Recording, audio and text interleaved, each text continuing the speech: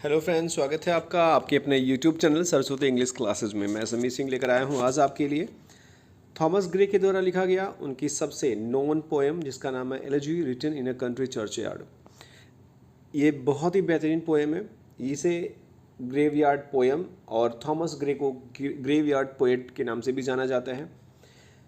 इसके कुछ पॉइंट्स हैं जो बहुत इंपॉर्टेंट है एग्ज़ाम के पॉइंट ऑफ व्यू से। लाइन बाय लाइन एक्सप्लेनेशन तो ठीक है, पर उसके अलावा बहुत सारे और क्वेश्चंस बनते हैं जो यहाँ पूछे जा सकते हैं एग्ज़ाम के पॉइंट ऑफ व्यू से।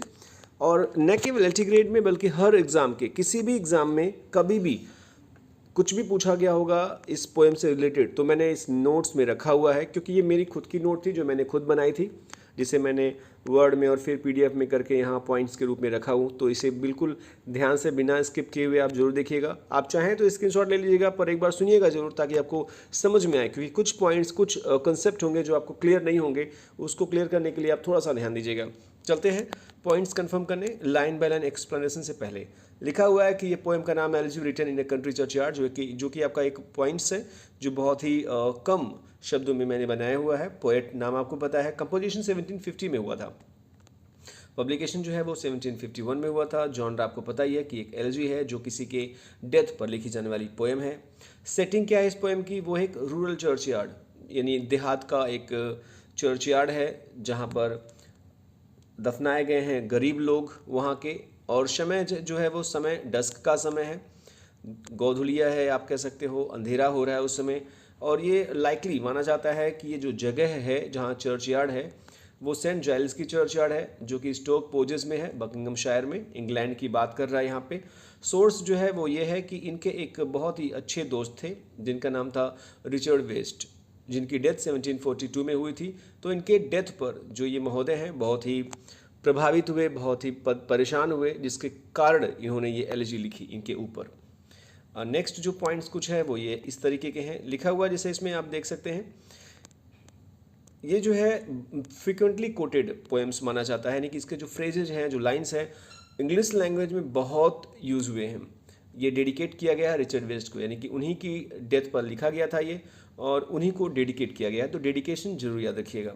और जो ये कलरफुल लिखा हुआ है ये एग्ज़ाम में पूछा हुआ है, यानी किसी न किसी एग्ज़ाम में, और मैक्सिमम ये यूजीसी नेट और DSSB के TGT PGT एग्ज़ाम में पूछा हुआ क्वेश्चंस है, या बहुत सारे और भी स्टेट के एग्ज़ाम्स जो इंग्लिश से रिलेटेड होते हैं। मैं उसका नोट्स बनाता हूँ, उसके प्रीवियस ईयर के क्वेश्चंस और कुछ अलग से खोज करके यहाँ वहाँ से, ताकि सारे के सारे पॉइंट्स आपको एक जगह मिले, कहीं और से आपको ढूंढने की ज़रूरत ना पड़े, कुछ भी ना छूटे आपके एग्ज़ाम में जब भी कुछ भी पूछा जाए। तो यहाँ लिखा हुआ है ये जो पोएम है वो ट्रिब्यूट करता है कॉमन विलेजर्स को, वो भी कहाँ के? इंग्लैंड के। जो एग्ज़ाम में था पूछा गया उसमें 4 ऑप्शन थे। आपको ये तो पता चल जाएगा पोएम को पढ़ने के बाद कि यहाँ कॉमन विलेजर्स या गरीब गांव वालों के बारे में लिखा जा रहा है कि कैसे उनकी डेथ होती है या कहाँ डेथ होती है, कैसे दफनाए जाते हैं, क्या हालात उनके होते हैं, ये लिखा हुआ है। पर ये कंफर्म नहीं होता है कि वो कहाँ के हैं, या आप भूल जाते हो। तो ये आपको पता होना चाहिए कि इंग्लैंड के हैं, क्योंकि ऑप्शन में आपको इंग्लैंड, अमेरिका, कुछ ऐसे 2 और कंट्री दे दी जाएगी। शुरुआत में यही रहेगा द कॉमन विलेजर्स। तो आपको यहाँ ध्यान देना होगा कि ये इंग्लैंड के विलेजर्स की बात कर रहा है पोएट। थीम्स क्या है? थीम्स थोड़ा डिटेल में आपको दूंगा, पर यहाँ बस आप ये देख लीजिए कि ये थीम जो है वो डेथ है और आफ्टर लाइफ है, कि मृत्यु कैसे होती है, मृत्यु होती है तो उसके बाद क्या आफ्टर लाइफ है या नहीं है, उसके ऊपर बेस्ड है ये। नेक्स्ट जो स्लाइड है वो ऐसा है कुछ कि 1759, आप याद रखिएगा कि 7 ईयर्स जो वॉर था 1756-63 के बीच में, उसके दौरान का ये समय है 1759। यहाँ आपको ये भी दिखाया मैंने, क्योंकि ये एग्ज़ाम में पूछा जाता है 7 ईयर्स वॉर किसके बीच में हुआ, कब हुआ। तो आपको बताया गया यहाँ पर कि कब हुआ किसके बीच में? ब्रिटेन और फ्रांस के बीच में। आपको ये भी बताया मैंने कि इसमें ब्रिटेन जो था वो जीता था। इसमें एक जो जनरल थे महोदय ब्रिटिश के, जिनका नाम है यहाँ लिखा हुआ जेम्स वुल्फ, वो रिसाइट करते हैं अपने ऑफिसर्स को, अपने जो सिपाही हैं उनको मोटिवेट करने के लिए इसके कुछ लाइंस को, जो यहाँ लिखा हुआ है। तो ये लाइंस आप जरूर देख लीजिएगा 1-2 बार, ताकि एग्जाम में अगर ये लाइन पूछ ली जाए तो आपको पता हो कि आपने इस लाइन को देखा है और किसने रिसाइट किया इसे बार बार, किस ओकेजन पर रिसाइट किया है, ये ध्यान में आपके रहेगा। जो नेक्स्ट आपकी पॉइंट है वो ये, जो नेक्स्ट सोर्स भी माना जा सकता है कि जो ये पोएम है ना, इनकी जो आंट थी मैरी एंट्रोबस, जब उनकी डेथ हुई उनको दफनाया गया था सेंट जाइल्स चर्चयार्ड में। जैसे कि आपको पता है कि डेथ जो हुई थी इनके दोस्त की, रिचर्ड वेस्ट की, उनकी डेथ तो हो गई, उसके सदमे में इन्होंने पोएम लिखा। पर पोएम सेंट जाइल्स के चर्चयार्ड में जाकर के ही क्यों लिखा, वो इससे इंस्पायर है क्योंकि इनकी जो आंट थी वहाँ दफनाई गई थी सेंट जाइल्स में, तो वहाँ ये अक्सर जाया करते थे क्योंकि इनका लगाव बहुत ज़्यादा था इनके आंट से। तो आपको दो सेटिंग यहाँ मिल गए हैं कि रिचर्ड जो वेस्ट हैं इनके फ्रेंड जिनकी डेथ हुई थी, उनके डेथ पर लिखा गया है, और लिखा कहाँ गया है, इनकी आंट जहाँ दफनाई गई थी वहाँ पर। जो कुछ लाइंस हैं जिसे आप फ्रेज या लाइंस सेंटेंस कह सकते हो, ये बेहद इंपॉर्टेंट है, बहुत बार पूछा गया है एग्जाम में, और ये आपको पोएम्स में मिलेगा। फिलहाल मैं इसको अलग लिखा हूँ ताकि आपको ये हाईलाइट के तौर पर दिखे कि ये बहुत बार पूछा गया है और अब इस बार भी पूछा जा सकता है। ये इतने इंपॉर्टेंट लाइन्स है, और इतने इंपॉर्टेंट है कि बहुत सारे नॉवेलिस्ट, बहुत सारे पोएट्स या बहुत सारे और राइटर्स अपने वर्क्स में इस टाइटल को यूज करते हैं एज अ टाइटल, मतलब अपना जो भी नॉवेल लिख रहे हैं उसका एक टाइटल के रूप में वो यूज़ कर लेते हैं। कोई भी पोएम लिख रहे हैं उस पोएम का नाम दे देते हैं इस एक टाइटल से। जैसा कि फर्स्ट एग्जांपल ये आपके सामने है, फार फ्रॉम द मैडिंग क्राउड, जो एक फ्रेज या एक लाइन है आपके इस पोएम में है। थॉमस हार्डी की जो 4th बुक थी उसका नाम सेम था, जो नॉवेल थी इनकी, far from the madding crowd. As a unlettered muse है, a youth to fortune and fame unknown, celestial fire, kindred spirit, और full many a flower is born to blush. और जो कलरफुल है ना, ये बहुत बार पूछे गए हैं, इसलिए इसको कलर किया है मैंने बहुत सारे एग्जाम्स में। इस लाइन को पूछा गया है कहाँ से लिए गए हैं ये। The paths of glory leads but to the grave, हो सकता है ये पूछा जाए, इसलिए मैंने इसको ब्लू में किया है। मतलब नॉर्मली संभावना व्यक्त की जाती है कि आने वाले किसी भी एग्जाम में ये पूछा जा सकता है ये लाइन। इसको डिटेल में देखेंगे हम लाइन बाय लाइन जब पढ़ेंगे हम। अभी कुछ और भी नोट्स हैं, जैसे यहाँ वो लिखा हुआ मैंने कि Samuel Johnson, S T Coleridge और मैथ्यू आर्नोल्ड महोदय जो है ये पोएम को क्रिटिसाइज़ किए हुए हैं। यानी कहने का मतलब ये है कि अगर एग्जाम में पूछा जाए कुछ ऐसा लाइन जो पोएम के खिलाफ हो, पोएम की बुराई के रूप में हो, तो आप एक बार ध्यान दीजिएगा कि हो न हो उस ऑप्शन में कहीं अगर नाम दिखे आपको सैमुअल जॉनसन, कॉलेज या अर्नोल्ड का, तो आप एक बार ध्यान जरूर दीजिएगा कि इनमें से किसी का एक हो सकता है। आप सोचोगे तीनों हो गए तो तीनों होने की संभावनाएं कम होती हैं, और अगर होती हैं तो ये आपके ऊपर डिपेंड है कि एलिमिनेशन पावर आप में कितना है, क्योंकि कितना आप पढ़ लोगे कि किसने इस पोएम के बारे में क्या लिखा है, कितना लिखा है, ये हर जगह आप नहीं पा सकते, और नॉर्मली ये बहुत नहीं पूछा जाता है। तो इसलिए मैंने आपको केवल बस ये लिख दिया है कि किसने क्रिटिसाइज़ किया है। नेक्स्ट जो है कंसेप्ट, ये बहुत इंपॉर्टेंट कंसेप्ट है, आपको 2-3 कंसेप्ट दी जाएगी जो नॉर्मली आपको नहीं मिलने वाली है कहीं, तो ध्यान दीजिएगा। जैसा कि ये कंसेप्ट है, लिखा हुआ है लैक्रिमाई रेरम, ये एक लैटिन फ्रेज है जिसका मतलब होता है टीयर्स ऑफ थिंग्स। यानी कि यहाँ पर बात जो हो रही है ना, टीयर्स की हो रही है, तकलीफ़ की, हर चीज़ में तकलीफ मिलती है। एक प्रकार से पैसिमिस्टिक व्यूज़ जो है वो हर तरफ है। यहाँ पोएट का ये एक रवैया है, नज़रिया है। तो ये फ्रेज़, ये कंसेप्ट जरूर याद रखिएगा कि ये कंसेप्ट इसमें यूज हुआ है, और ये लैटिन फ्रेज है, इसका मतलब ये है, आप देख लीजिएगा ताकि आपको इसका मीनिंग भी पता हो, लैटिन है ये भी पता हो, लिया कहाँ से गया है ये भी आप देख लीजिए। वर्जिल की जो बुक है एनाइड, उसकी बुक 1 से ये लिया हुआ है। एक और इम्पॉर्टेंट जो कि मैंने बोर्ड लिखा हुआ है कि जो जॉनरा और स्टाइल है ना, वो मिल्टन्स के लिसिडास से मैच करता है। अगर पूछा जाए एग्जाम में तो ये आप याद रखिएगा कि जो एलिजी है आपकी पोएम, वो मिल्टन्स के लिसिडास से स्टाइल और जॉनरा में मैच करती है। हालांकि जो मिल्टन्स की लिसिडास थी वो आर्टिफिशियलिटी पर बेस्ड थी, और ग्रे का जो है वो नेचुरल लिखा करते हैं ये महोदय। एक और पॉइंट जो है वो ये है कि एम्पिरिसिज्म जो जॉन लॉक ने लिखा, बर्कले ने लिखा, डेविड ह्यूम ने लिखा, वो भी यूज़ है इसमें। एम्पिरिसिज्म क्या होता है, और एम्पिरिसिज्म जो है आउट ऑफ द बॉक्स, यानी कि इस पोएम के अलावा भी आपसे पूछा जा सकता है, बहुत सारे एग्जाम में पूछा भी जाता है। ये एक थियोरी है, तो आपको ये भी पता होना चाहिए ये है क्या और किसने कॉइन किया है, इसके कुछ एग्जांपल। तो वो तीनों मैंने यहाँ रखा हुआ है बहुत शॉर्ट में।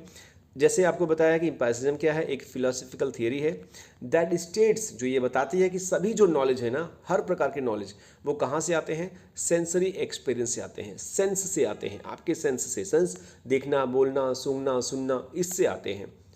तो जो भी ज्ञान आपको आएगा वो इससे आएगा। जैसे कि टेबुला रासा क्या होता है, एक थियोरी है जिसमें बताया गया है कि बर्थ के समय जो चाइल्ड होता है वो ब्लैंक एक स्लेट होता है, याद रखिएगा, ब्लैंक स्लेट, सॉरी ये BLANK ब्लैंक, और स्लेट SLATE, एक ब्लैंक स्लेट होता है, कोरा कागज होता है, कोरा प्लेट होता है, जो मन करे वो लिख दो आप उसको, जो छाप दोगे वो छप जाएगा लाइफ टाइम। तो जो देखेगा, जो सुनेगा अपने घर में, परिवार में, अपने फैमिली मेम्बर्स के बीच में, वो करेगा वो बच्चा। तो इसी को कहा गया है सेंसरी एक्सपीरियंस, जो बच्चा एक्सपीरियंस करेगा अपने सेंसेस से और वो टेबुला रासा की तरह वर्क करेगा। तो ये है एम्पायरिसिज्म जो यूज हुआ है इस पोएम में।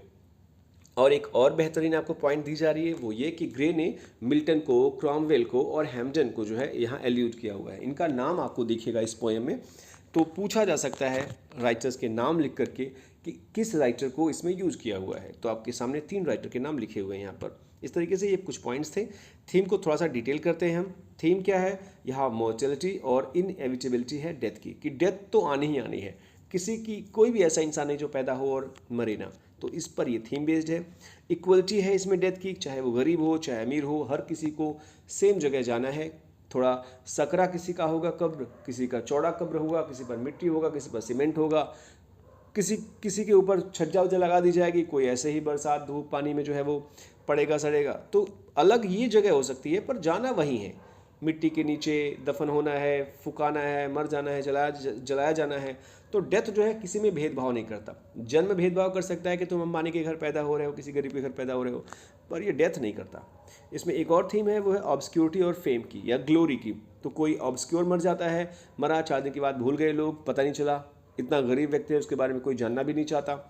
और एक ग्लोरी, एक फेम, अभी अमिताभ बच्चन को छींक आ जाए, पूरा न्यूज़ चैनल जो है वो उनका 2-4 घंटे जो है वो सुनाएगा, समझाएगा सबको कि बारिश में भीग गए, कहाँ भीग गए, कैसे भीग गए, क्या क्या घटनाएं कैसे कैसे हुई। ये फेम, ये ग्लोरी है। तो किसी के छींकने से न्यूज़ सेंसेशन बन जाता है और किसी की डेथ से कोई फ़र्क नहीं पड़ता है। तो ये ऑब्सक्योरिटी है, ये थीम्स है इसकी। अगर हम वर्सिफिकेशन या फॉर्म के बारे में थोड़ा सा डिटेल देखें तो ये आपके लिए बहुत इंपॉर्टेंट है। ये थोड़ा सा ध्यान दीजिएगा, ये बहुत बार एग्जाम में सारे पॉइंट्स पूछे गए हैं इसमें। जैसे एक फॉर्म क्या है इसका, हीरोइक क्वार्टरन है। हीरोइक क्वार्टरन क्या होता है? 4 लाइन्स के स्टेंजा को जो है वो क्वार्टरन कहते हैं। और हीरोइक क्या होता है? ये कपलेट नहीं होता, हीरोइक कपलेट अलग होता है, हीरोइक क्वार्टरन अलग होता है। तो A B C D E F G H की जो राइमिंग स्कीम चलेगी ना, वो होती है हीरोइक क्वार्टरन, जिसे इलेजिएक स्टेंजा भी कहते हैं। ये एग्जाम में पूछा गया था, हीरोइक क्वार्टरन्स, यूजीसी नेट में, इसलिए मैंने आपको यहाँ रखा है और बता भी रहा हूँ कि ये पूछा जाएगा। और ये भी पूछा गया है इसका जो है वो सिलेबल क्या है या इसका मीटर क्या है। तो आयम्बिक पेंटामीटर है, 10 सिलेबल का है ये। आपको पता है कि आयम्बिक जो पेंटामीटर होता है, जिसमें आयम मतलब 2 होता है, पेंटामीटर मतलब 5 होता है, 2 × 5 10 सिलेबस हर लाइन में होता है। और जब भी किसी लाइन में 10 सिलेबल को क्रॉस करता है पोएट, तो एक किसी वर्ड में या किसी 2 वर्ड में वो लेटर को खा जाता है। आपको कुछ लेटर्स खाए हुए मिलेंगे यहाँ पर, जैसे कि मैं आपको फिर से बता दूँ, ELISION, मैंने बहुत सारे पोएम्स में बताया भी है। और पोएम्स की मैंने एक अलग सी वीडियो बनाई है, आप प्लेलिस्ट में जाकर देख सकते हो। इलिजन नामक एक फिगर ऑफ स्पीच होता है, यानी पोएट विलिंगली जो है किसी भी वर्ड के किसी भी लेटर को खा जाता है। नॉर्मली वो वॉवेल होता है, कभी कभी वो कॉन्सोनेंट भी खाता है, पर नॉर्मली वॉवेल होता है। जो खाने का मतलब है कि हटा देना वहाँ से है, ताकि एक सिलेबल कम हो जाए और 11 से 10 हो जाए या 12 से 10 हो जाए, इसके लिए वो 1-2 हटा देगा। तो इस हटाने को विलिंगली हटाता तो है, पर अनविलिंगली जो है वो एक फिगर ऑफ स्पीच बन जाता है, जिसका नाम है इलिजन, जो आपको पोएम में मिलेगी। और मैं आपको 1-2 तो बता ही दूंगा ताकि आप ऐसे समझ जाएं बाद में। फिर नेक्स्ट जो लिखा है वो है आपका, इसमें 29 रेगुलर स्टेंजा हैं और 3 जो है लास्ट में इटैलिक में लिखा हुआ, तिरछा लिखा हुआ आपको एपिटेफ मिलेगा इसमें। तो टोटल 32 स्टेंजा है, 32 × 4, आपको 4 लाइन का क्वार्टरन है। तो आप अगर काउंट करोगे तो 128 लाइन का ये आपको पोएम मिलेगा। तो ध्यान दीजिएगा, पूछा जा सकता है कितने लाइन्स इसमें हैं। शुरू करते हैं लाइन बाय लाइन एक्सप्लेनेशन। ध्यान दीजिएगा, लिखा है the curfew tolls the knell of parting day. Curfew tolls का मतलब होता है इवनिंग बेल। कर्फ्यू आपको पता होगा, जब कर्फ्यू लगता है तो एक शायरन सी बजती है, तो वही टाइप का है कि कर्फ्यू जो है यहाँ पे शाम का। और टेल्स मतलब एक प्रकार से बेल होती है, घंटी होती है। नेल मतलब होता है बजाना, धीरे धीरे आवाज़ से बजाना, और वो भी स्पेशली तब जब किसी की डेथ हो या फ्यूनरल हो, उसमें बजाया जाने वाला। और पार्टी डे का मतलब होता है the end of the day, या इसे ट्विलाइट भी कहते हैं। यानी कि आप कह सकते हो कि शाम की घंटी जो है ना, वो धीरे धीरे बजती है, जैसे दिन का अंतिम संस्कार हो रहा हो, जैसे दिन जो है विदा ले रहा हो। तो दिन का ही अंतिम संस्कार किया जा रहा है इसमें, कि दिन विदा हो रहा है घंटी के बजने के, वो भी शाम की घंटी के बजने से, वो भी चर्च की। तो यहाँ कर्फ्यू का मतलब यहाँ पे है चर्च, शाम की चर्च की टोल्स घंटी जो है वो बजती है। द लूविंग हर्ड, लूविंग का मतलब होता है द साउंड ऑफ अ काऊ, जिसे हम कहते हैं रंभाना या ऐसा कुछ जो गायें बोलती हैं। हर्ड मीन्स होता है a group of cows. Wind slowly over the lea, यहाँ विंड स्लोवली बहुत सारे लोगों से बात करने पर या बहुत सर्च करने पर मुझे पता चला। हालांकि पहले तो मुझे भी ये लगता था और मैंने बहुत सारे लोगों को भी देखा कि उन्होंने ये गलती की है। विंड स्लोवली को ये जानते हैं कि हवा धीरे धीरे बह रही है, पर ऐसा नहीं है। यहाँ हवा नहीं बह रही, हवा का तो जिक्र ही नहीं है। तो है क्या, वो यहाँ सुनिएगा कि जो गायें हैं जो रंभा रही हैं, जो उनकी टीम है, जो झुंड है गायों की, रंभाते हुए जो है वो विंड स्लोवली धीरे धीरे यहाँ मूव्स इन ए वाइंडिंग या लीजरली पाथ के बारे में बताया जा रहा है कि धीरे धीरे वो जो है हवा के साथ बह रही हैं। यानी यूँ कहें कि वो बहुत हल्की हल्की, जैसे हवा चलती है वैसे इनका कदम भी हल्का हल्का चल रहा है। ओवर द ली, ये आपको बताया मैंने, ये है इलिजन, ELISION, इसमें वी जो है वो गायब हो चुका है। तो ओवर द ली, ली का मतलब होता है पास्चर या मिडो, एक चारागाह। चारागाह के ऊपर जो है वो झुंड बना करके जो गायें हैं रंभाती हुई जो है धीरे धीरे आ रही हैं। कहाँ आ रही हैं? घर की तरफ। अगर आप गांव में रहे होंगे, गांव से जुड़े होंगे, तो आपको पता होगा कि किसान हो या गाय भैंस को चराने वाला चरवाहा हो, वो पीछे पीछे रहता है और गाय या भैंस जो है वो आगे आगे अपने घर की तरफ जाती हैं। नॉर्मली भैंस अपने घर की तरफ चली जाती हैं वो, क्योंकि वो देखी हुई है रास्ता, उनको पता है कि शाम हो गया है, अब उनको घर जाना है। और जो प्लाउमैन है, प्लाउमैन का मतलब यहाँ पर है फार्मर से, किसान से। होमवर्ड, घर की तरफ जो है। प्लॉट्स का मतलब होता है भारी कदमों से धीरे धीरे चलना। प्लॉट्स मीन्स भारी कदमों से, क्योंकि वो थक चुके हैं सुबह से काम करते करते करते। वो भी आपको पता होगा कि गांव के किसान जो है वो कितनी मेहनत करते हैं। तो भारी कदमों से धीरे धीरे चलने को प्लॉट्स कहते हैं। हिज वियरी वे, वियरी का मतलब होता है थका देने वाला, वे माने रास्ता। चूँकि आपको भी पता है कि जब आप कहीं जाते हो तो वो रास्ता जल्दी कट जाता है, वापसी जब आते हो तो वो रास्ता बहुत बड़ा सा लगता है। मेरा कहना है जैसे कि छोटा बच्चा एक मेला देखने जाता है तो वो 6 किलोमीटर की दूरी जो मेले की होती है वो भी जल्दी कट जाती है, लेकिन जब वापस घर की तरफ आना होता है तो वो दूरी जो है वो थका देती है उसे। एक तो वो मेले में बहुत चल चल के थक चुका होता है, और एक तो ये होता है कि अब घर जाना है उसे। वही निराशा, वही खाना सोना, वही डांट माँ बाप की। तो इसलिए यहाँ वियरी भी लिखा हुआ है। और ये ट्रांसफर्ड एपिथेट है, ये एग्जाम में पूछा गया था कि ये जो है ये ट्रांसफर्ड एपिथेट है। ट्रांसफर्ड एपिथेट या कोई भी फिगर ऑफ स्पीच आपको समझना हो तो प्लेलिस्ट में मैंने बहुत सारे इंपॉर्टेंट फिगर ऑफ स्पीच को रखा है, वहाँ चेकआउट कर सकते हैं। जो लास्ट लाइन है उसकी ये है, and leaves the world to darkness and to me. और ये जो किसान हैं, बाकी लोग हैं, ये धीरे धीरे चले जा रहे हैं, गायें चली जा रही हैं, सब चले जा रहे हैं। लास्ट में शाम को घंटी भी बज गई चर्च की कि भैया अब दिन की विदाई हो गई है, अब शाम हो गई है, रात हो रही है। तो सभी लोग, लीव्स द वर्ल्ड, सभी के सभी लोग जो है, सभी लोग वापस हो चुके हैं, छोड़ चुके हैं।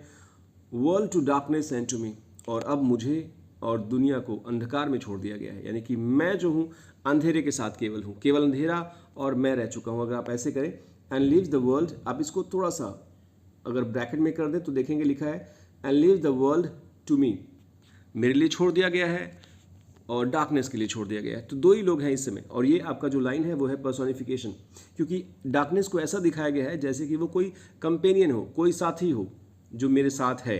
तो मैं और अंधेरा केवल साथ है, बाकी सब छोड़कर जा चुके हैं इस समय। चलते हैं नेक्स्ट स्टेंजा में। यह है now fades the glimmering landscape. Glimmering का मतलब होता है स्पार्किंग या चमक, स्पार्किंग या चमक होता है स्पार्कलिंग। और लैंडस्केप आपको पता है एक दृश्य होता है। ऑन द साइट, साइट मतलब होता है विजन, आँखों से जो दिखता हो उसे कहते हैं साइट। फेड्स मतलब जो धुंधला सा हो जाए। तो यहाँ कहा जा रहा है कवि के द्वारा कि दो the landscape is becoming less visible as the last light of day disappears. तो धीरे धीरे जो है वो फेड्स हो रहा है। वो जो अभी तक लैंडस्केप जो दिख रहा था, जो चमक रहा था, जो मेरी आंखों से जो था, साइट में मेरे था, लेकिन अब जो है वो फेड्स हो रहा है, यानी कि अब शाम हो रही है। तो जाहिर सी बात है कि शाम होते होते जो है आपको दिखना कम हो जाता है। दिखना कम का मतलब ये नहीं कि आंखें खराब हो जाती हैं, बल्कि वो चीज़ें जो है वो प्रकाश से ओझल हो जाती हैं। And all the air solemn stillness holes. Air का मतलब यहाँ पे है वातावरण से है, और सारा वातावरण होता है ना, वो गंभीर और शांतपूर्ण सन्नाटा उसमें छा जाता है। तो यहाँ पर ऑल द एयर यानी कि संपूर्ण वातावरण जो है वो सोलेम, सोलेम का मतलब होता है सीरियस, स्टिलनेस का मतलब होता है एक प्रकार से सन्नाटा या खामोशी। होल्ड्स का मतलब यहाँ पर, ये हट जाओ यार, कहाँ चले गए।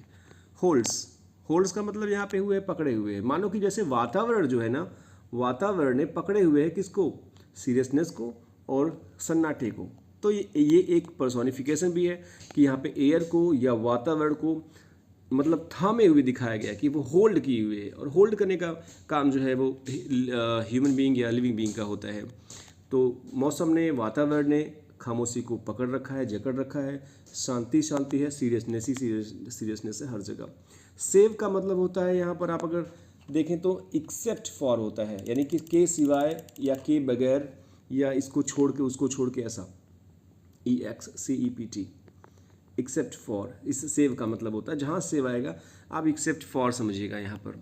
तो except for where the beetle wheels, beetle को एक टाइप का इंसेक्ट होता है ये, जिसे झिंगुर कहते हैं, गांव में से गुबरेला भी कहते हैं इसे। ब्लैक होता है और बड़ी तेज से उड़ता है और तेज़ी से गिरता भी है, और उल्टा गिर जाए तो फिर ये जल्दी सीधा भी नहीं होता है। तो ये लगता है कि जैसे कि कोई ड्रोन की तरह उड़ रहा है, फर फर फर फर, बड़ी तेज़ आवाज़ करता है ये। तो लिखा है कि अब यहाँ जो पोएट है ना आपको ये बताना चाहता है कि इस खामोशी में, इस शांति में है, आवाज़ें कहाँ से आ रही है। अगर कुछ आवाज़ें आ भी रही हैं तो वो कौन कौन सी आवाज़ें आ रही हैं। तो बीटल की आवाज़ आ रही है। व्हील्स का मतलब होता है, आपको बताया मैंने, कि जैसे वो सर्कुलर मोशन में जो है वो फ्लाई कर रहा होता है। हिज ड्रोनिंग, ड्रोन की तरह वो उड़ रहा है। ड्रोन यहाँ पर मतलब ऐसा है कि जो हमिंग की साउंड दे रहा है, हमिंग की साउंड में फ्लाइट कर रहा है, वो उड़ रहा है। केवल जो आवाज़ आ रही है वो बीटल की आ रही है, जो सर्कुलर मोशन में जो है गुनगुनाता हुआ जो है वो गोल गोल जो है वो उड़ करके आवाज़ पैदा कर रहा है। उसके अलावा सब जगह शांति शांति है। और ये आनोमेटोपोइया नामक फिगर ऑफ स्पीच भी है, जिसे ध्वनि अलंकार भी कहते हैं, क्योंकि यहाँ ड्रोन जो है इमिटेट्स करता है इंसेक्ट के हम को। यानी जब भी किसी जीव के आवाज़ को दिखाया जाए और नेचुरल आवाज़ दिखाई जाए, कुत्ते के भौंकने की आवाज़ हो, बिल्ली के म्याऊं करने की आवाज़ हो, तो वो आनोमेटोपोइया होती है। बिल्ली के दहाड़ने की आवाज़ हो तो वो आनोमेटोपोइया नहीं होगा। नेक्स्ट आपका जो है वो है एंड ड्रोजी टिंकलिंग्स लल द डिस्टेंट फोल्स। ड्रोजी मतलब स्लीपी होता है, टिंकलिंग्स हल्के घंटियाँ होते हैं, मतलब साउंड ऑफ बेल कह सकते हो आप। लल का मतलब होता है सूद करना, काम करना, शांत करना, वो लल्ला लल्ला लोरी करके सुला देना। और फोल्ड्स जो है वो यहाँ इसका मतलब है ship fold, SHEEP, ship folds मतलब यहाँ पर है जानवरों के बांधने का जो है वो स्थान। तो जहाँ जानवर बांधे जाते हैं वहाँ के बारे में बात कर रहा है, शिप फोल्ड्स। तो यहाँ मतलब ये है कि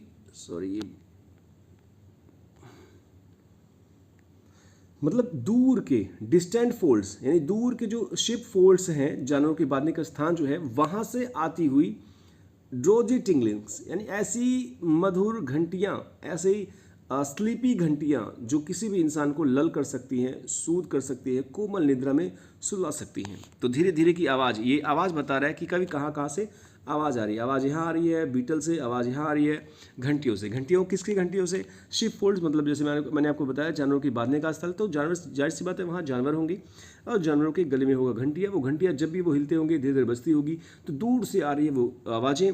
और ये आवाज़ें मानो कि कोई जो है वो सुना रहा है उसको और वो सो सकता है, इतनी मधुर आवाज़ में वो धीरे धीरे आ रही हैं।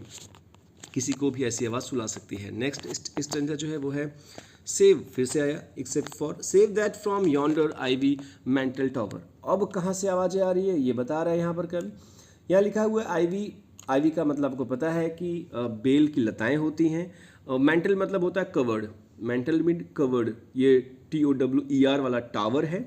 और यॉन्डर का मतलब होता है दूर दराज किसी स्थान पर। तो किसी दूर दराज स्थान पर वो बेल की लताओं से ढका हुआ जो टावर है ना, वहाँ से कोई आवाज़ आ रही है। हो सकता है वो टावर बेल टावर हो, जहाँ पर घंटी लगी हो, घंटी बजती हो। बहुत सारे मूवीज़ में आपने देखा भी होगा हॉलीवुड के कि टावर पर घंटी लगी हुई होती है, या कुछ और आवाज़ें वहाँ से टावर से आएंगी, वो आपको अगले लाइन्स में मिल जाएगा। द मोपिंग आउल, देखिएगा यहाँ जो है मोपिंग का मतलब होता है डिस्पोंडेंट, यानी उदास जो उल्लू है। हालांकि जेंडर उल्लू का फीमेल वाला है, आपको दिखेगा भी फीमेल क्यों है।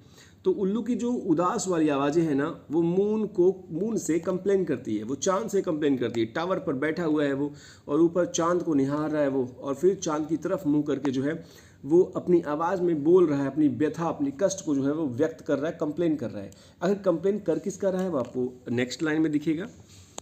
Of such as wandering near her secret bower, ये हर है, इसका मतलब है उल्लू को यहाँ पर फीमेल दिखाया गया है। सेक्रेट बोअर का मतलब यहाँ पर है एक ऐसा सेक्रेट जो लोगों को नहीं पता, और बोअर मतलब लीफी शेल्टर, एक ऐसा छांव जो पत्तों से ढका हो, पेड़ पौधों से ढका हो। तो पेड़ पौधों से ढके हुए, जैसे कि हमको पता है टावर भी ढका ही हुआ है, और वो सेक्रेट है, लोग नहीं जानते उसके बारे में। लेकिन जब भी कोई वहाँ से गुजरता है, वॉन्डरिंग कोई भी वहाँ से गुजरता हुआ पाया जाता है ना, तो उसको लगता है कि उसका जो है साम्राज्य जो है वो खतरे में है। इसलिए वो मून से कंपेयर करता है कि एक स्थान भी मुझे मिला था और इस पर भी इंसान जो है इसके आसपास मंडराने लगा है, और कभी जब जान गया, पत्ते हट गए, ढकना जो ढका हुआ है जिससे ये हट गया, टावर दिख गया, तो यहाँ भी लोग कब्जा कर लेंगे। क्योंकि यहाँ लिखा भी हुआ है लास्ट में मोलेस्ट, क्योंकि ये लोग जो आते जाते हैं, घूमते हुए वॉन्डरिंग आसपास जो आते हैं, ये मोलेस्ट करते हैं, ये परेशान करते हैं, डिस्टर्ब करते हैं, बॉदर करते हैं। हर माने उस उल्लू के, एंसेंट मतलब जो पहले से ही सॉलिटरी मतलब अकेला, रेन माने शासन, जो अकेला शासन है उसका, जो एक लॉनली किंगडम है, अकेला किंगडम है उसका, जिस पर वो कई सदियों से या बहुत समय से शासन कर रही है, उस पर भी लोग जो है वो डिस्टर्बेंस पैदा कर रहे हैं आसपास आ करके। तो नेक्स्ट स्टैंडा जो है, beneath those rugged elms that yew trees shade. यहाँ दो ट्री के बारे में बात की जा रही है, एक एम्स की और एक यू ट्री की। दोनों जो है वो इंग्लिश चर्चयार्ड जो होते हैं उसमें कॉमनली ये ट्री पाए जाते हैं। एम्स बहुत पुराना पेड़ माना जाता है। तो बीनीथ मतलब नीचे, उन रग्ड मतलब खुरदुरे, उबड़ खाबड़ जो एम्स के पेड़ हैं, या वो जो यू के पेड़ हैं उसकी छाँव में। तो यू के पेड़ की छाँव में या खुरदुरे जो एम्स के पेड़ के नीचे, क्या है इसके नीचे या क्या है उस छाँव के नीचे, वो यहाँ कवि जो है फोकस शिफ्ट कर रहा है अपना। अभी पोएट जो है वो साउंड्स के बारे में बता रहा था, कहाँ कहाँ से साउंड आते हैं। अब वो चर्चयार्ड को डायरेक्टली जो है वो यहाँ पर शिफ्ट कर रहा है अपना फोकस की अब चर्चयार्ड के बारे में जानो, वहाँ क्या क्या है, कैसे कैसे है। तो एम्स के नीचे, उस पेड़ के नीचे, खुदरे पेड़ के नीचे, और उस यू ट्री के छाँव में क्या है, जहाँ heaves the turf in many a mouldering heap, यानी कहा जा रहा है यहाँ पर, हीव्स का मतलब यहाँ पर होता है उभरा हुआ, उठा हुआ, रेज्ड, जैसे कि कोई सांस लेता है तो पेट फूलता है, पेट पचता है, तो फूलना जैसे होता है ना, उसी को यहाँ पर हीव्स कहा गया है। नॉर्मली हीव्स सांस लेने या छोड़ने की प्रक्रिया को कहा जाता है। फिलहाल यहाँ पर जो है वो उभार है या उठना है। टर्फ का मतलब होता है घास का मैदान, एक ऐसा एक पिच की तरह, जैसे कब्र के ऊपर आपने कभी देखा होगा, तो बहुत समय हो जाता है जब, तो मिट्टी और घास जो है वो मिट्टी पर घास जो है वो लग जाता है, नॉर्मली वो एक पिच की तरह हो जाता है, पता नहीं चलता है, बस उभरा हुआ दिखता है वो, तो उसी को कहा गया है ये टर्फ। तो जहाँ उभरा हुआ जो है घास का मैदान है।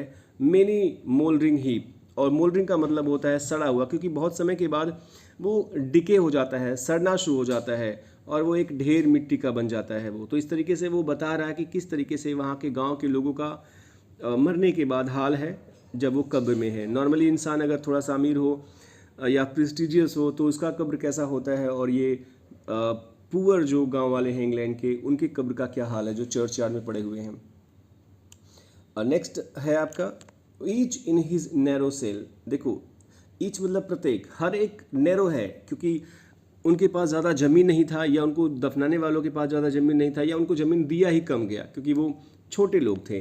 तो नैरो मतलब सकरा, सेल का यहाँ मतलब जो है वो है कॉफिन या ग्रेव, कब्र। एवर हमेशा के लिए, लीड मतलब पड़े हुए हैं, तो अपने अपने सकरे जो सेल है उसमें ये हमेशा के लिए पड़े हुए हैं, मर गए हैं, ऐसा कहना है इसका राइटर का, पोएट का। The rude forefathers, rude मतलब असभ्य नहीं होता है यहाँ, इम्पोलाइट टाइप का वर्ड नहीं है ये यहाँ। इसका इस कंटेक्स्ट में जो मतलब है वो है सरल या बेसिक, जो सरल स्वभाव के फोर फादर्स यानी कि पूर्वज, एंसेस्टर्स जो थे। हैमलेट का मतलब होता है छोटा सा गांव, स्लीप मतलब सोए हुए हैं। तो इस कब्र में, नैरो कब्र में जो है उस गांव के जो एंसेस्टर्स थे, जो बहुत सरल, बहुत ही बुनियादी व्यक्ति माने जाते थे, वो हमेशा के लिए सोए हुए हैं। नेक्स्ट आपका है द ब्रिजी कॉल। ब्रिजी का मतलब आपको पता ही होगा कि हवा, ठंडी हवा के झोंकों को यहाँ ब्रिजी कहा गया है। ब्रिजी कॉल दोनों का यहाँ मतलब है आपका द रिफ्रेशिंग मॉर्निंग विंड, ताज़ा हल्की हवा, ऐसा। कॉल मतलब बुलाना से नहीं है। Incense breathing morn, incense breathing का मतलब होता है smelling of fresh flowers and dew, यानी कि जो सुबह सुबह खुशबू आती है ना फूलों की या ड्यू की, उसकी बात कर रहा है वो। मानो कि धूप बत्ती की तरह सुगंधित होते हो, अगरबत्ती की तरह, धूप बत्ती की तरह वो सुगंध देता हो, ऐसा इंसेंस जो है वो आ रहा है जब आप ब्रीथ करते हो सुबह सुबह। मॉर्निंग मीन्स मॉर्निंग, मॉर्निंग में जब आप ब्रीथ करते हो, हवा लेते हो, सांस लेते हो, कभी जाते हो टहलने के लिए गाँव में, तो जो सुगंधित हवा मिलती है आपको ना, ठंडी ठंडी हवा के साथ साथ, वो बड़ी मज़ेदार होती है, ऐसा कवि कहना चाहता है। द स्वालो ट्विटरिंग, स्वालो मतलब अबाबिल एक पक्षी होता है जिसे टिटहरी भी गाँव में कहते हैं। तो स्वालो जो है वो ट्विटर करता है, चर्पिंग करता है, चे चे चे या जिस भी आवाज़ में करता होगा, और वो भी कहाँ से करता है, वो अपने स्ट्रा बिल्ट शेड से, तिनके की बनी झोपड़ी से, यानी कि अपने घोंसले से जो है वो टिटहरी जो है वो चहकता है, चहकती है। The cocks shrill clarion, cocks मतलब रूस्टर या मुर्गा ऐसा कुछ करके, श्रिल मतलब तीखी या कर्कश, क्लेरियन का मतलब होता है ट्रम्पेट, सुराही की तरह आवाज़। तो सुबह सुबह मुर्गे की बाग आप सीधे सीधे कह सकते हो दे रहा है वो।